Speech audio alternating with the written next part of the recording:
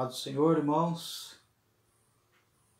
É com alegria que nós estamos novamente aí para examinarmos um pouco mais a palavra de Deus a respeito do assunto, desse importante assunto, que é a realidade bíblica da ira de Deus, tá?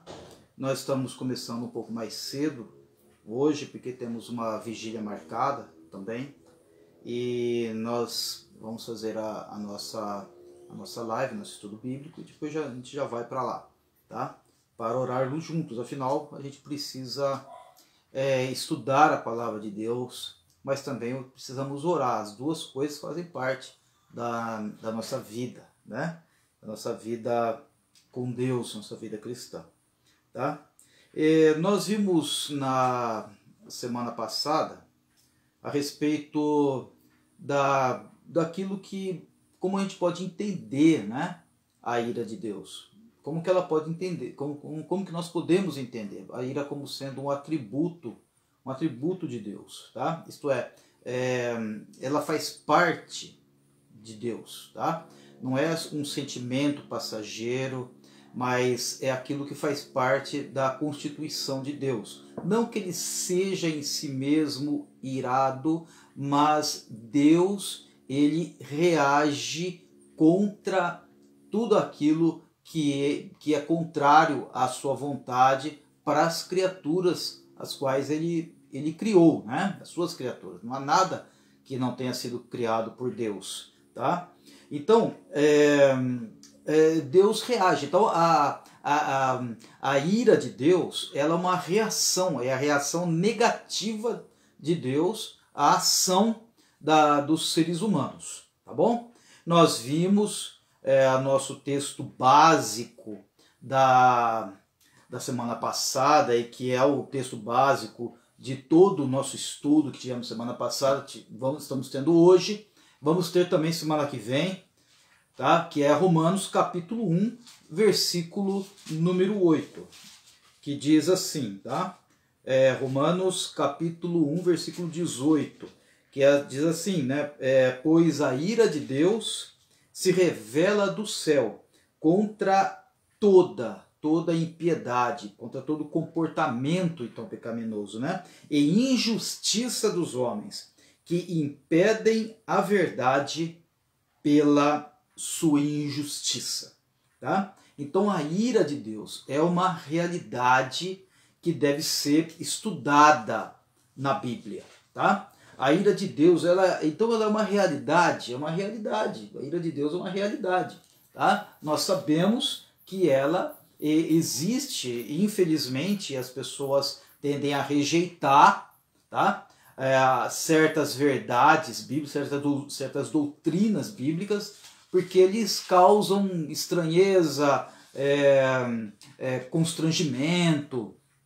Então muitas vezes a gente vê certos assuntos bíblicos que não são colocados em púlpito nas igrejas, justamente por causa que dá aquele tchan, outros tipos de doutrina, mas se faz parte da Bíblia, deve ser estudada, né? Eu li na linguagem mais clássica, né?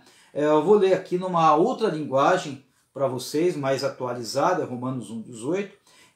Deus, entretanto, mostra do céu a sua ira contra todos os homens pecadores, maldosos, que repelem a verdade em troca da injustiça. Olha só, é a mesma ideia, né? Então, os homens, segundo a Bíblia, eles repelem a vontade, a verdade de Deus, a verdade de Deus, tá? Isso que nós vimos semana passada. Vimos que o pecado, a impiedade do qual é colocado aqui na Bíblia, tá? Ela é um comportamento anti-Deus da humanidade que simplesmente faz parte de todas as pessoas. Todas as pessoas que nascem, elas, no momento da vida delas, que elas tomam consciência da diferença entre o bem e o mal, optam pelo mal. Essa é a realidade bíblica de que todos pecaram. Nós também somos carecas de saber passagem, né? Todos pecaram e estão destituídos, estão longe da glória de Deus, tá bom? Então, nós vimos que a inimizade contra Deus, a rebelião, tá? A rejeição contra Deus faz parte de todas as pessoas, nós vimos isso semana passada, e sabemos também que isso é uma realidade que vem desde o Éden até os dias atuais. É o sentimento anti-Deus, tá bom? E onde não há, onde há impiedade, há o sentimento anti-Deus, tá? Que faz parte do coração de todas as pessoas, por mais que a pessoa pareça bonzinho, por mais que a pessoa pareça muito piedoso, na verdade o coração da pessoa, de fato, ele é enganoso, tá? E há todos os sentimentos, desejos sensuais, inclinação à idolatria, tá? Falta de amor ao próximo, isso faz parte da natureza humana, tá? E tudo isso é o chamado mundanismo, tá? Onde está o mundanismo? No coração de todas as pessoas. E Deus, onde Deus entra nisso? Na reação, tá? Na reação contra todos esses males da raça humana. Então nós vimos que a raça humana é uma raça, como a Bíblia diz também, né? De cobras venenosas, tá? É uma raça ruim que não tem como, por si mesma, ter a vida eterna, compartilhar da vida de Deus. Quando os homens pecaram, a raça humana pecou lá no início, ela já adquiriu nela o pecado, tá? A semente do pecado, o veneno do pecado. Então o ser humano é como uma cobra venenosa que morde, mata, mas também adquire o seu próprio veneno e se mata, né? Mata a si mesma, tá? Então, se o ser humano é mortal, condenado, e o que é o inferno? O inferno é apenas a reação de Deus àquelas pessoas que merecem. Por mais que muitas pessoas, que nós somos muito autocomplacentes, né? Que nós desejamos ir para o céu, levar um monte de gente para o céu, nós não temos condições de aferir a bondade de Deus, como o céu é elevado muito acima daquilo que nós pensamos, tá? Então Deus ele reage contra a impiedade humana. Só que a Bíblia diz, também vimos semana passada, né, que na verdade Deus também justifica o pecador. Então temos essas duas características de Deus, tá, que fazem parte intrínseca de Deus, né? Fazem parte de Deus, estão constituídos, fazem parte da constituição dele. A reação contra o pecado e o amor de Deus. A reação contra o pecado que se chama a ira de Deus. E também o amor de Deus. As duas coisas, igualmente, elas fazem parte da constituição de Deus. Infelizmente, tá? As pessoas falam muito mais sobre o amor, se esquecendo que o amor de Deus não existe sem a sua reação contra o pecado, que é a questão da ira de Deus, tá? Vamos ver hoje a segunda parte do nosso estudo, tá? Que é a natureza da ira. Vamos estudar um pouco mais essa questão da natureza da ira de Deus, tá? Conforme está escrito aqui no capítulo de Romanos, capítulo 1, versículo 18, tá? Que a ira de Deus se revela do céu, se revela da eternidade. Não é o céu azul que nós vemos, tá? O sol, a lua, as estrelas, tá? Está falando do céu mesmo, tá? Da eternidade, a eternidade de Deus. A ira deve ser analisada, a ira de Deus deve ser analisada na questão da eternidade de Deus, tá? Vamos pensar um pouco sobre isso, tá? Quando pensamos sobre o crime, tá?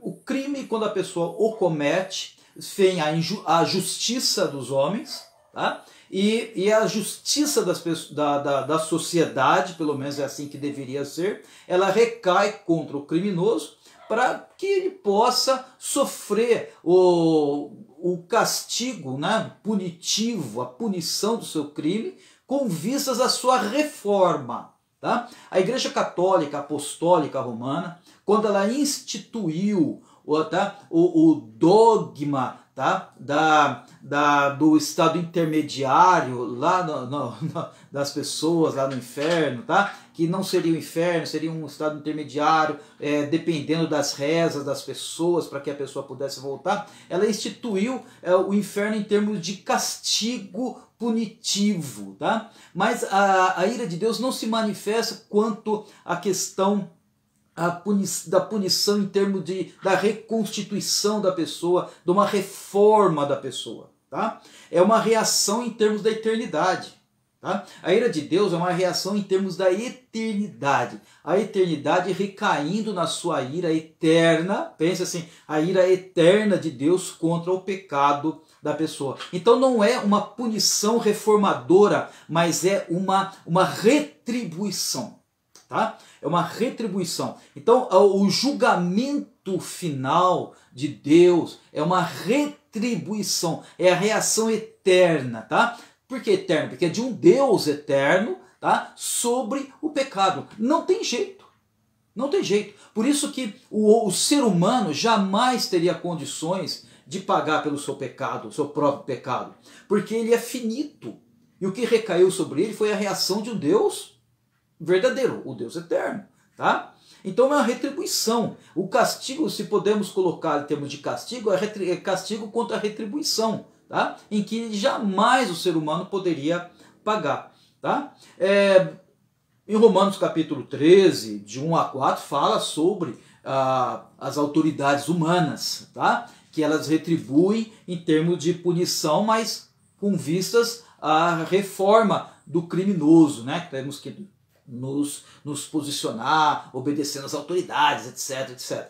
Mas isso não se aplica à justiça de Deus, tá? É uma função, essa questão da eternidade de Deus, do castigo eterno, apenas da divindade, apenas Deus pode fazer isso, tá? Não nós. Então por isso que muitas pessoas têm dificuldade, uma enorme dificuldade de entender a respeito do castigo eterno, do inferno, tá? E dizem muitos não crentes que não conhecem a Bíblia como palavra de Deus, tá? Eles criticam demais os crentes, porque falam assim que os crentes falam sobre o inferno, uma coisa que é inconcebível para um Deus de amor. Como pode um Deus de amor, mandar alguém para o inferno? Uma pessoa tão boa, o meu vizinho tão bonzinho ali que eu tenho, um velhinho bonzinho, um parente bonzinho, uma avó bonzinha, tia boazinha, como que pode os crentes falar que eles vão para o inferno se eles eram religiosos, honestos, etc. Mas temos que analisar a vida humana em confronto com a bondade de Deus. E a realidade é que ninguém passa nessa comparação.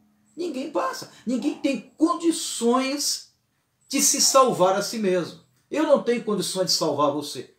Você não tem condição de me salvar e nenhum de nós temos condições de nos salvar, porque já somos eternamente condenados por Deus.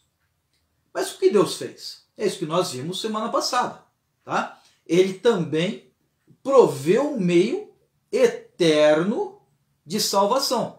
Tá? Quando Jesus entregou a sua vida na cruz, tá? Em Romanos 1,16, tá? Diz aqui que o Evangelho é o poder de Deus para a salvação. Então na cruz, Deus demonstrou também o seu amor ao ser humano pecador e já condenado pela ira de Deus. Então a humanidade já está condenada? Já está. Mas Deus também já proveu um meio de salvação. Tá? Então, através do conhecimento da salvação, as pessoas são salvas.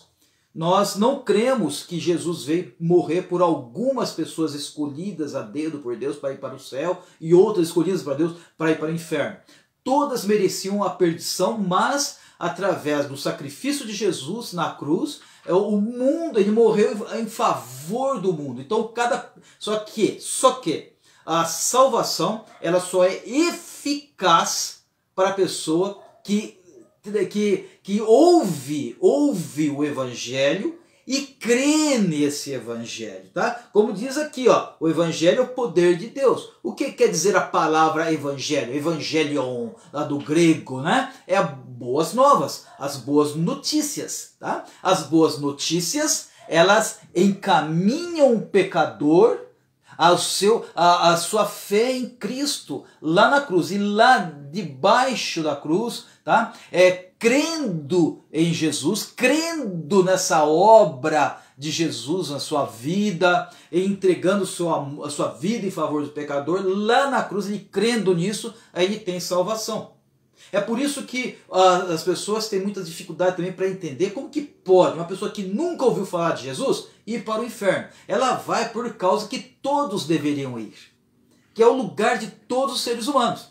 Quando eles, porém, ouvem a palavra do evangelho, né, as boas notícias, aí ela crê no única forma, única maneira dada por Deus para a salvação do ser humano.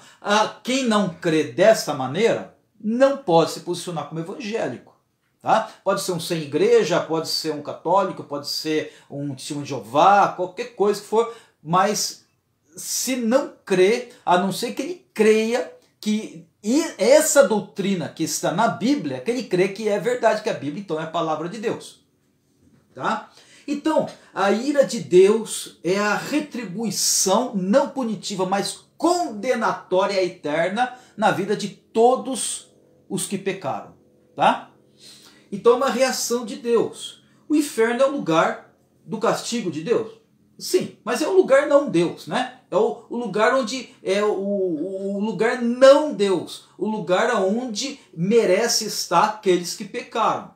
Tá? Porque estamos diante de um Deus infinitamente bom, infinitamente perfeito, que não temos condições de entender, nem mesmo de longe, toda essa bondade, toda essa perfeição, não temos condições. Conforme nós lemos também, vimos semana passada, Deus é um Deus que se ira todos os dias. Todos os dias. A reação dele condenatória está presente em todas as atitudes. Tá? Uma vez um irmão veio perguntar, não é da nossa igreja, de outra igreja, tá? Veio perguntar para mim assim, pastor, o que eu faço? Até quando eu vou orar, que eu fecho os meus olhos, eu tenho pensamentos sensuais, o que eu faço? Eu falei para ele, irmão, só te prova que você é um pecador. Então quer dizer, você sempre tem que estar buscando a Deus, pedindo perdão novamente e pedindo que o Senhor restaure essa comunhão que você já teve quando você entregou sua vida para Jesus, quando você foi alcançado. Então tem que orar sempre pedindo perdão? Exatamente.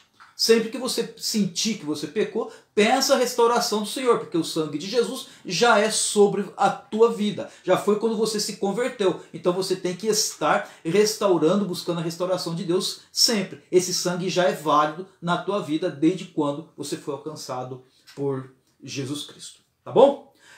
Sobre a ira de Deus, a realidade da ira de Deus, né? Ela é presente, por exemplo, uma coisa interessante que eu li. No Antigo Testamento, tá? O Antigo Testamento foi escrito quase na sua totalidade no hebraico, tá? A palavra af, tá? Ela denota raiva de Deus, tá? Ela é colocada no Antigo Testamento 210 vezes. A raiva de Deus contra o pecado, contra os pecadores, tá? E o calor da sua ira, a ira de Deus é colocada 115 vezes, também no Antigo Testamento, fora no Novo, tá? Nós vimos também semana passada, teve gente que pediu assim uma explicação melhor, né? Que Deus ama o pecador, mas não ama o pecado, né? Deus odeia o pecado, mas ama o pecador. Nós vimos que na verdade, tá? Para a pessoa que ainda não conhece a Cristo, Deus odeia o pecado, Deus odeia também o pecador. Tá? Pastor, e agora que a gente teve uma experiência com Jesus, entregamos nossa vida a Ele, Ele continua nos odiando? Não. Ele já satisfez a sua ira na cruz.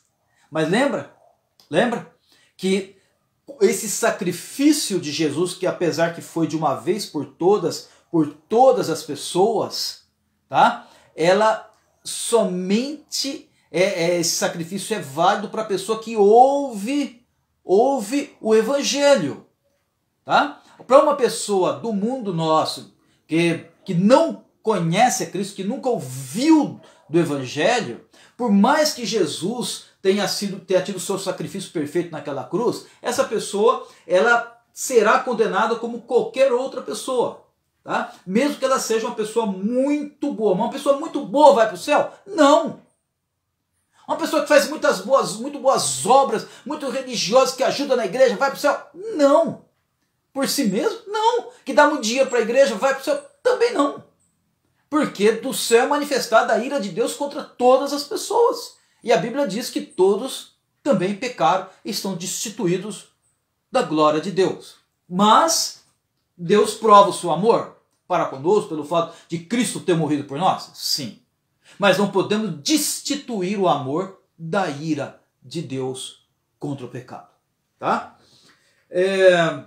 Então quer dizer que Deus tem sentimentos fortíssimos contra a humanidade? Sim.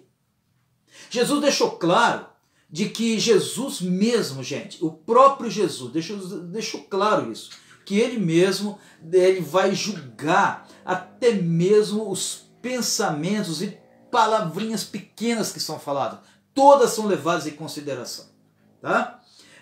Muitas vezes a gente se esquece, tá? Talvez por uma necessidade emocional, de que Deus tem a sua reação também contra o pecado. Mas Deus é amor, tanto quanto é justiça? Exatamente. Mas não podemos esquecer da totalidade da pessoa de Deus. Tá? Então, Deus é santo. Deus é santo, tá? Em si mesmo. Ele é santo. A sua santidade é uma reação contra o pecado, tá? Mas como que pode um Deus irado conviver com o amor? Em termos da eternidade de Deus, isso é possível. Porque Deus não se ira como nós. A nossa ira é pecado. A Bíblia diz, não deixa a ira ficar muito tempo com você. Não se ponha, Tiago diz isso, né? O sol sobre a sua ira, isto é, não guarde ela por muito tempo no seu coração, porque é pecado, tá? Mas a ira de Deus não é pecado. É em termos da eternidade. O amor do ser humano pode ser pecado? Dependendo do tipo de amor, pode. Um amor egoísta. O amor do ser humano, ele é imperfeito, mas não o amor de Deus. Então, o Deus de amor também é o Deus que se ira. E onde é satisfeita essa ira? Na pessoa de Jesus, cumprindo aquilo que é a vontade de Deus. Tá? Isso é bíblico. Conforme eu disse no começo, se a pessoa não crê nisso, então ela não pode dizer também que é cristão, que é crente, que é evangélico. Ele pode ser qualquer outra coisa menos evangélico. Tá? Então, são duas reações de Deus, duas emoções, duas formas como Deus é constituído, né? Podemos dizer, o amor e a ira de Deus. Tá? Então, se não houver amor, agora, coisa interessante, se não houver amor pela justiça, olha só, em termos de amor de Deus, não poderá haver ódio pelo pecado. Tá? Se Deus odeia o pecado é porque ele ama a justiça. O que é justiça? As coisas boas. Aquilo que é a vontade de Deus. Tá? Se ele é amor, então eu quero que vocês... Vamos tentar entender isso. Tá? O amor de Deus, ele não é o amor conforme nós conhecemos, o amor de agradar as pessoas. Tá? Deus não tem o compromisso de nos, como seres humanos, nós pecadores, nos agradar. Tá? Esse amor de Deus se manifesta também com o seu ódio ao pecado. As duas coisas, os dois sentimentos andam junto com Deus. Tá? E Deus mesmo nos manda sermos assim? Sim. Por exemplo, em Salmo 97:10 está escrito assim, ó, vós que amais ao Senhor, detestai o mal. Salmo 97:10. Tá? Então existe uma compatibilidade entre o amor e a ira de Deus? Sim. No momento em que Deus ama a sua vontade, as suas leis, ele também, da mesma maneira, no mesmo nível, ele detesta o mal. Aí está o porquê ele odeia o mal e também odeia quem o pratica. Mais uma vez, eu sempre falo isso para ninguém ter nenhum tipo de confusão, né? Em Jesus, a ira dele foi satisfeita, mas apenas através de Jesus, não por boas obras, nem por dízimo entregado na igreja, religiosidade nenhuma satisfaz a vontade de Deus, mas apenas a pessoa de Jesus. Tá?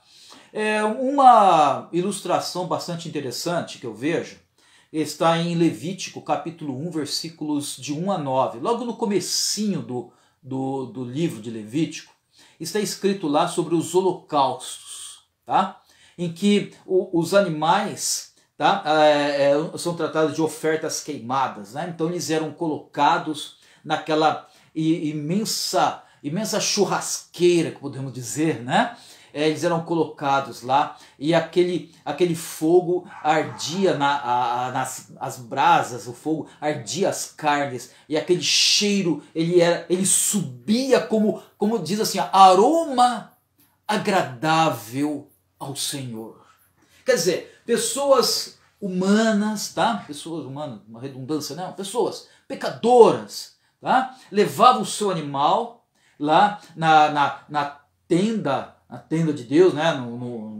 Na parte aberta, lá, não entrando dentro da tenda, na parte aberta, onde havia lá o oferecimento das ofertas, e o sacerdote levava aqueles animais lá, ele limpava, matava, limpava os animais, tirava os órgãos internos, tal, e colocava lá, tá?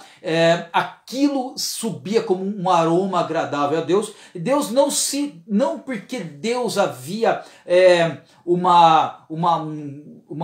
um prazer de ver animais sendo mortos, mas aquilo servia como aquilo que haveria acontecer de verdade. Tá? Aquilo era apenas uma sombra, uma comparação daquilo que haveria com Jesus na cruz. Não que quando Jesus morreu na cruz, Deus ficou contente vendo o sofrimento de Jesus, tá? Mas quando Jesus morreu na cruz, houve uma vindicação da justiça de Deus.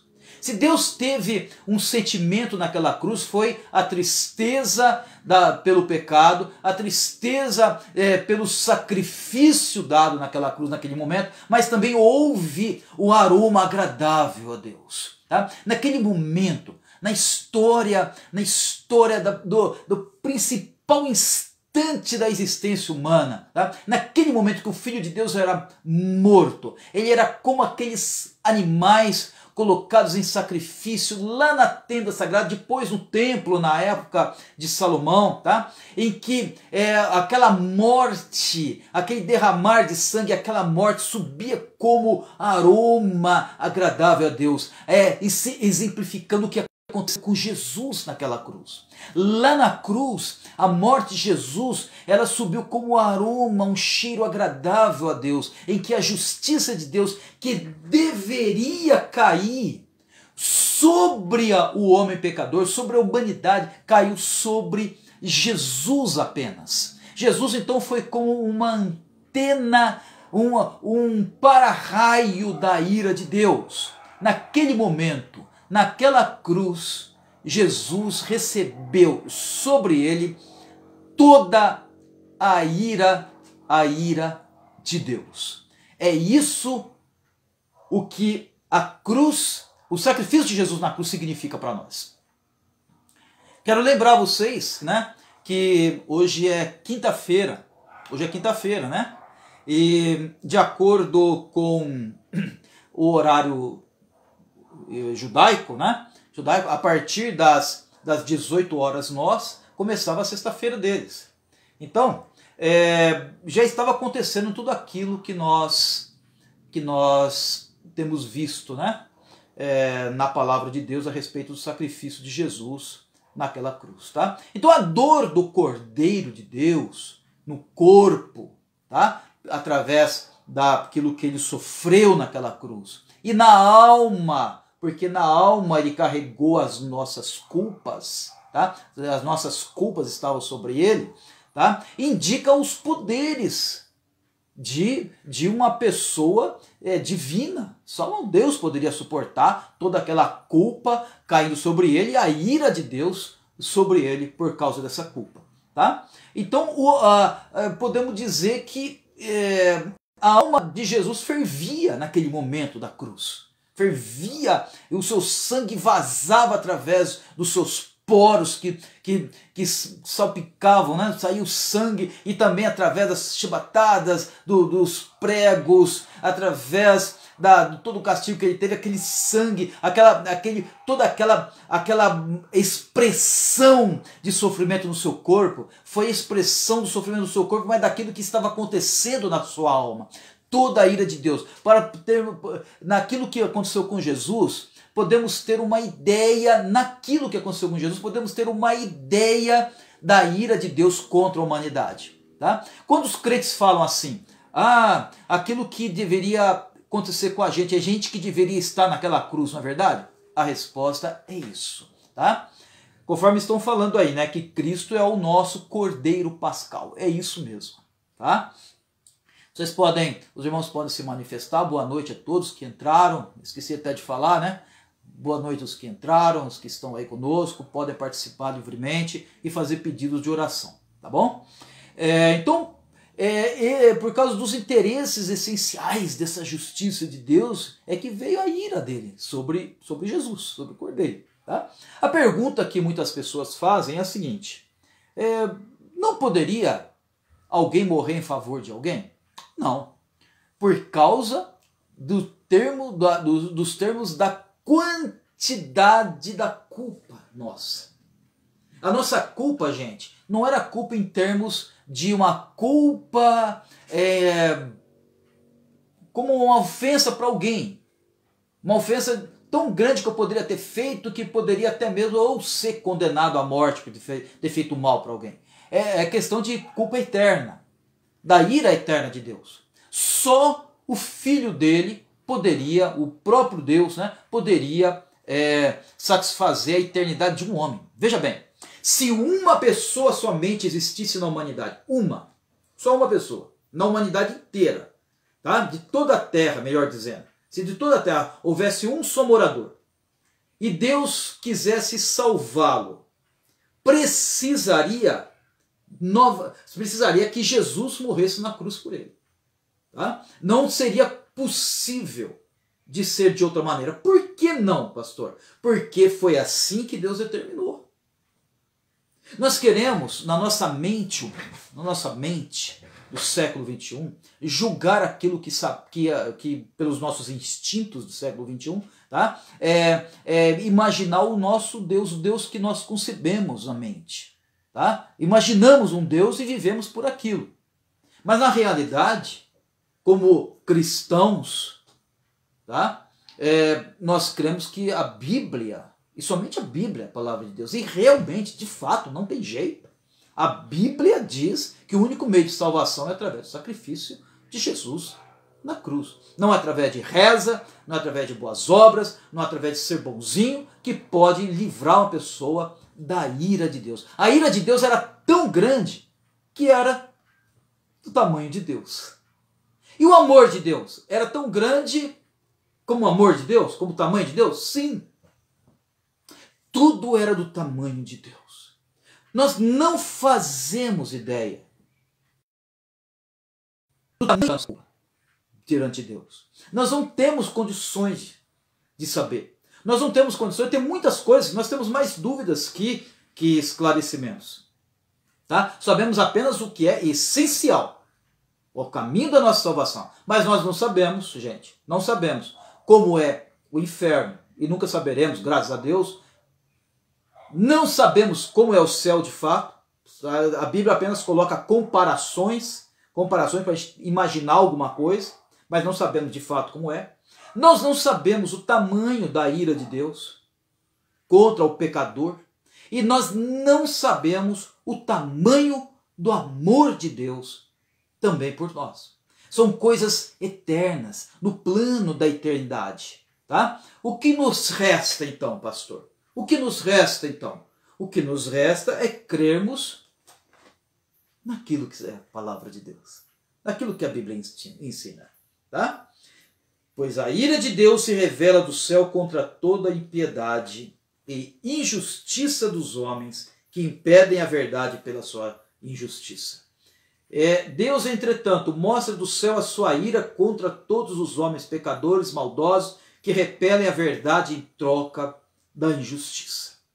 Então é isso que a Bíblia diz. É isso que nós precisamos também colocar como realidade na nossa vida, tá? No inferno, haverá arrependimento? Essa é uma pergunta que algumas pessoas fazem. Haverá arrependimento no inferno? Uma pessoa entrando lá no inferno, ela não vai se arrepender lá? A resposta é não. Em Apocalipse, por exemplo, capítulo 16, versículo 11, diz lá que as pessoas vão arder em sofrimento, mas não haverá arrependimento. No inferno não há arrependimento, tá? É apenas a ira de Deus se manifestando contra pessoas que viveram a sua vida aqui na terra e não tiveram salvação, tá? Mas por que aqui nesse mundo pode uma pessoa ser salva e não no inferno? Porque foi aqui nesse mundo que Deus operou a salvação, onde teve também a culpa humana, tá? Não há forma, não há uma segunda vida, uma segunda morte, segundo nascimento, não há uma segunda chance a não ser nessa vida.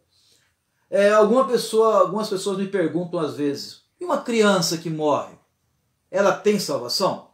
Veja bem, uma criança, para ela ter salvação, ela precisaria primeiro estar perdida. E nós podemos perceber pela palavra de Deus que não há pecado sem consciência.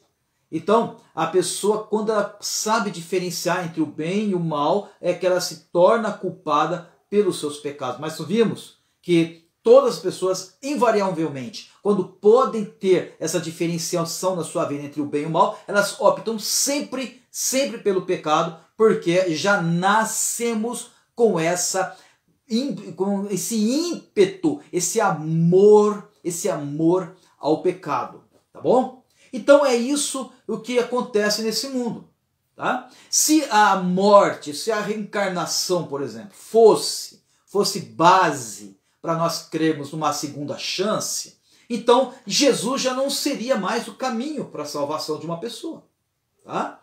A pessoa poderia morrer e nascer novamente, então seria uma segunda chance, que seria além da cruz de Cristo. Mas a Bíblia diz que o morto não volta. Nós vamos ver, estamos já encerrando aqui, tá? Mas nós vamos ver em outras ocasiões, talvez semana que vem, talvez na outra, vamos ver a respeito dessa questão da morte, onde na Bíblia está escrito, por exemplo, que não há reencarnação, que não há como alguém fazer rezas para quem está no purgatório, por exemplo. Não há. Então, apenas é o hoje. Conforme a Bíblia diz, se hoje ouvirdes a palavra de salvação, tá? Hoje ouvires o Evangelho. O Evangelho é o poder de Deus, conforme diz a palavra de Deus, para todo aquele que nele crê. Viu? Tudo bem, gente? Olha só, todos pecaram, estão destituídos da glória de Deus, sendo justificados gratuitamente pela sua graça, por meio da redenção que há em Cristo Jesus. Então, Jesus é o nosso meio de salvação, de redenção, tá? Jesus é a justiça de Deus manifestada na vida do Filho de Deus. Jesus veio para isso, tá? Jesus veio para dar um bom exemplo. Ele deu um bom exemplo, mas não foi para isso que ele veio, tá? Jesus veio para poder entregar mensagens interessantes para este mundo? Sim, mas não foi esse também o principal propósito dele. Para que Jesus veio? Para a salvação de todo aquele que nele crê. A mensagem de Jesus foi fundamental, mas ele veio para entregar a sua vida em favor do pecador. Naquela fatídica, mas abençoada para nós, sexta-feira, Jesus foi morto numa cruz em favor de todas as pessoas em todas as eras da história humana, mas somente para aquele que ouve a palavra de Deus e crê. Nesse há o caminho de salvação. Amém, gente? Então, conforme eu disse, se houver alguma dúvida, podem falar, podem colocar aí, que a gente vai, com amor, tirar todas as dúvidas necessárias, todas as dúvidas que vocês tiverem. Tá? Estamos falando sobre o centro da Bíblia, logo o centro do cristianismo. Estamos falando sobre o ponto central da história humana, a principal doutrina da Bíblia, a ira de Deus e o amor de Deus. As duas coisas convivem, as duas coisas, os dois sentimentos, as duas constituições da pessoa de Deus, poderíamos dizer para comparar, tá? São colocadas igualmente dentro da palavra de Deus. Nem mais ira ou menos amor, nem mais amor ou menos ira, porque ira é a reação do amor, a ira de Deus é a reação do amor ao pecado, no pecado, aquilo que é contrário à vontade de Deus. Amém? É isso. Continue lendo a Bíblia, continue estudando a palavra de Deus, continue se aprofundando. Nesses dias de pandemia, nesses dias de reclusão, nós não podemos estar juntos, mas podemos estar à distância, mas cooperando um pouquinho com a palavra de Deus, né? Estudando um pouco, orando uns pelos outros, e uma hora tudo isso vai acabar, não sei quando, vai ter um momento que tudo isso vai acabar e nós vamos poder estar juntos novamente, tá? Deus abençoe então o povo da Vida Nova. Vocês sabem que eu sinto falta de vocês, tá? Deus sabe que eu sinto falta de vocês também, o povo de Avaí. São as minhas igrejas, tá? Amo vocês demais. Mas vai ter um momento nosso que nós vamos estar novamente e tenho certeza nós vamos chegar lá, tá bom? Vamos continuar lendo a palavra. Daqui a pouco estarei indo orar no monte. Se alguém não puder ir, quiser fazer um pedido, coloque no meu WhatsApp, estaremos intercedendo lá. E se você puder ir, esteja lá, vamos estar obedecendo a todos os distanciamentos, máscara, etc. Mais importante, orar, precisamos orar, gente. Precisamos buscar a Deus. Amém? Deus abençoe vocês. Atentem que amanhã teremos uma live do culto de sexta-feira, de intercessão. Deixe seus pedidos no grupo de WhatsApp do culto de sexta-feira. Tá? No sábado teremos live também. Tá? Teremos uma live também. E estou pensando aí, tá? Estou pensando em fazer um estudo no domingo pela manhã. Não sei ainda se vou fazer. Vai depender aí da tua reação. Se você quiser, coloque aí um estudo sobre a ressurreição de Jesus no domingo pela manhã. Estou pensando. Qualquer coisa aí, se os irmãos quiserem, peçam aí que a gente prepara um alimento para as ovelhas. À noite, às 19 horas, vamos ter a nossa live do culto de adoração no domingo à noite, normalmente. Tá bom? Deus abençoe os irmãos, a paz do Senhor, a todos que nos assistiram. Deus te abençoe. Vamos junto. A vitória de Deus é nossa. Amém.